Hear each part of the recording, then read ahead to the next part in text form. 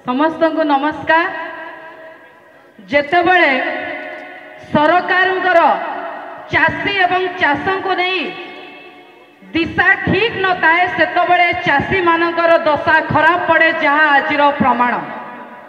जेतेबेले नवीन बाबू सरकार दीर्घ 24 वर्ष समय केबे सारर अभाव है नथिला। पांच थर कृषि कर्मण पुरस्कार ओडिशा पाइछि। आज ओडिशा रे कौन होउछि कटनी छटनी 10 रु 12 केजी कौन होउछि धान ठीक समय रे उठी पारुनी कौन होउछि सार ठीक समय रे मिली पारुनी। गोटे पटे डाणी है लागुची गुणिया है छड़ेबा को चेष्टा करुची बीजेपी सरकार। जेतबेले कहिला 800 टंका इनपुट सब्सिडी दब अन्य पटरे सब्सिडी रे जो जो सार मिलवा कथा 230 टंका रे से सार आज कला बजार रे मिलुची 600 रु 700 टंका रे 3 गुण अधिक टंका।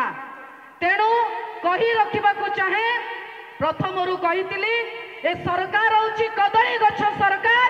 एई थरक आज्ञा आउ नुहे एई थरक आहू नुहे।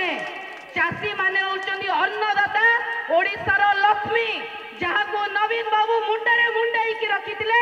ए सरकार आज चाषी मानकू गोड़ी चपल बैग रे लाइन लगेबा को चेष्टा करूची। एई सरकार जी एटीएम सामने रे साधारण जनता को धाड़ी करी ठिया करितिला। आज एई सरकार आज प्रत्येक जगह रे चाषी माने लाइन करी ठिया होइचंती।